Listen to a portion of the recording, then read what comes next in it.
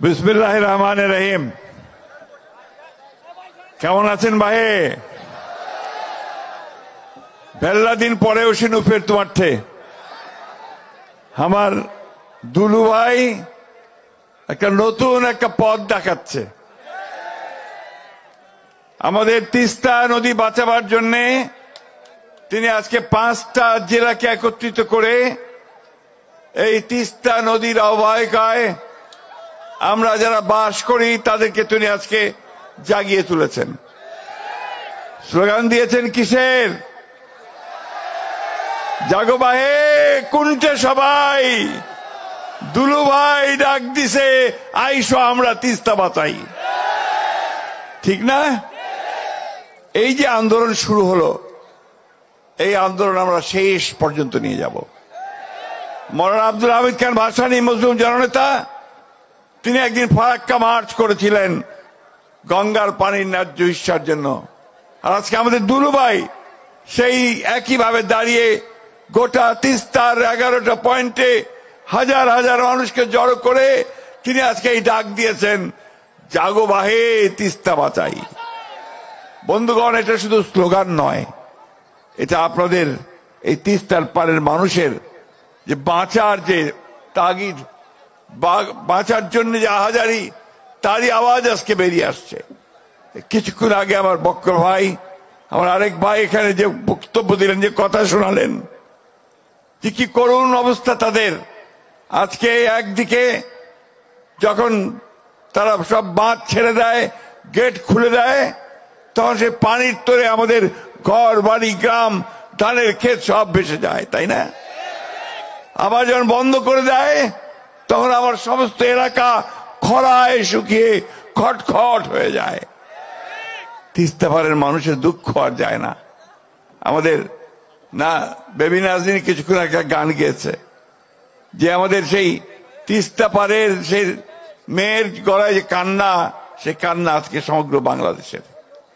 বন্ধুগণ, আজ থেকে বহুদিন আগে থেকে এই তিস্তা পানির ন্যায্য হিস্যার জন্য আমরা কথা বলছি।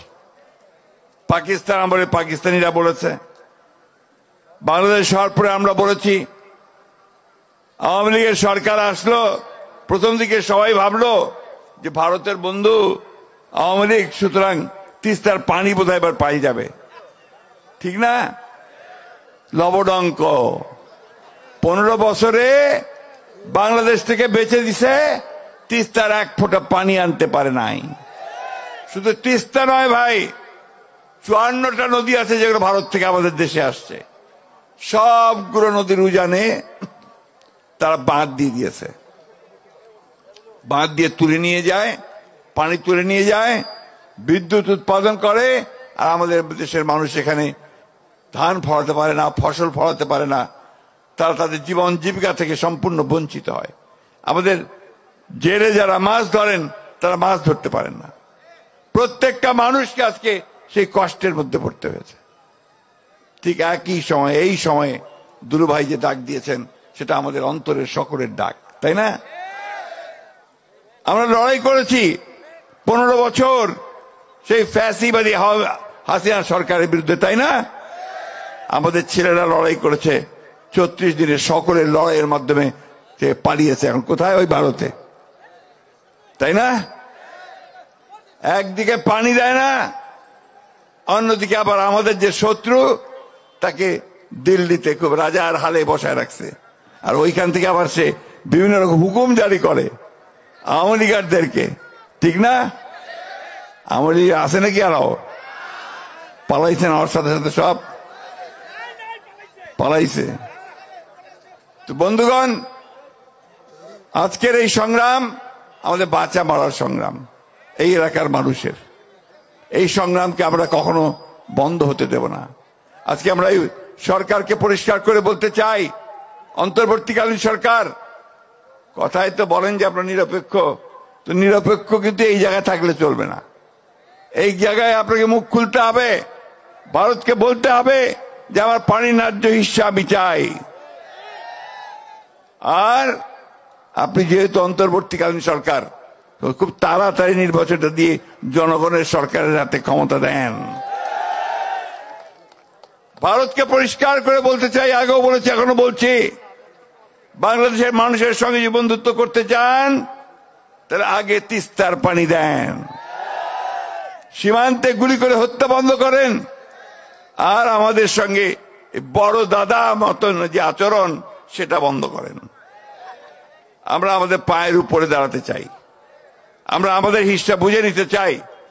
আমরা অবশ্যই ভারতকে একটা বন্ধু ভাবে দেখতে চাই, কিন্তু সেই বন্ধুত্ব হবে সম্মানের সঙ্গে, আমার যে পাওনা সে পাওনা বুঝে দেওয়ার সঙ্গে।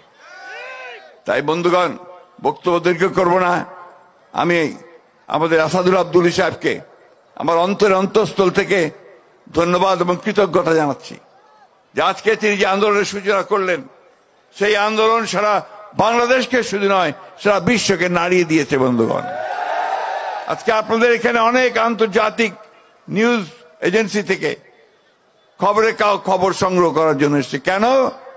যে আজকে দুলু আন্দোলন শুরু করেছে, যে আন্দোলন হচ্ছে বাংলাদেশের মানুষের বেঁচে থাকার আন্দোলন। আমরা অবশ্যই দুলুকে আমাদের সকলের পক্ষ থেকে একটা অভিবাদন, একটা স্যালুট জানাই। আমি বক্তব্য বাড়াবো না, শুধু একটা কথা বলেই শেষ করতে চাই, লড়াই না করলে কিছু পাওয়া যায় না। সেই লড়াই করেই আমরা তিস্তার পানি আনবো, আমাদের অধিকারগুলো আদায় করে নেব। আজকে সেইভাবে আসুন আমরা সবাই এক হই। আগামীকাল এখানে আমাদের দলের ভারপ্রাপ্ত চেয়ারম্যান তারেক রহমান সাহেব আপনাদের সামনে বক্তব্য রাখবেন। এটা আমাদের জন্য অনেক আনন্দের কথা। আজকে জনাব তারেক রহমান সাহেব আমাদেরকে নেতৃত্ব দিচ্ছেন। এই ফ্যাসিস্ট হাসিনা সরকারের বিরুদ্ধে তিনি আমাদেরকে নেতৃত্ব দিয়েছেন এবং সেই কারণে আমরা জয়যুক্ত হতে সক্ষম হয়েছি। আজকে তিনি গোটা বাংলাদেশের মানুষকে ঐক্যবদ্ধ করছেন যে একটা গণতান্ত্রিক ব্যবস্থার জন্য। আমরাও সেই একই কথা সরাসরি বলতে চাই যে আমরা 1971 সালে যে স্বাধীনতা যুদ্ধ করেছিলাম, পাকিস্তান সেনাবাহিনীর বিরুদ্ধে যুদ্ধ করেছিলাম, সেই যুদ্ধের মূল লক্ষ্যটাই ছিল একটা গণতান্ত্রিক ব্যবস্থা আমরা চাই। কয়েন ভাই কতবার ভোট দিবা পারেন নাই? পারিছিলেন ভোট দিবার?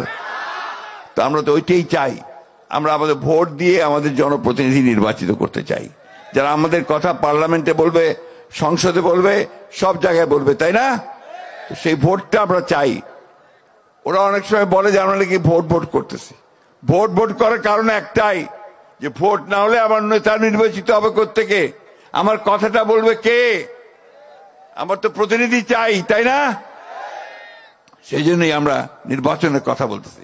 আর নির্বাচন দিলে দেশটাতে যে অশান্তি সৃষ্টি হয়েছে সে অশান্তি হবে না, শান্তি আসবে, একটা স্থিতিশীলতা আসবে।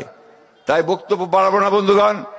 আমি আজকে গতকাল ঠাকুরগাঁতে এসেছি, আজকে সকালে কিন্তু রওনা হয়েছি, এসে বসে আছি আর অভিভূত হয়েছি তিস্তার পাড়ের হাজার হাজার মানুষ আজকে নিজেরা পুটলিতে চাল বেঁধে ডাল বেঁধে চলে এসেছে, তাই না? সব একা একা চলে এসেছে, এখানে কাউকে কিছু বলতে হয় নাই। তার নিজের দাবির জন্য দুলু ভাইয়ের ডাক শুনে আজকে সবাই এসেছে। তাই বন্ধুগণ, আমার কথা শেষ, শুধু এইটা বলতে চাই যে এখন নতুন লড়াই শুরু। সেই লড়াই হচ্ছে আমাদের বাঁচা মরার লড়াই, আমাদের স্বাধীনতার লড়াই, আমাদের গণতন্ত্রের লড়াই। আসুন আজকে আবার সেই ঐক্যবদ্ধ হয়ে আবার আমরা সেই ডাক দেই, জাগো বাহে তিস্তা বাঁচাও। আসসালামু আলাইকুম।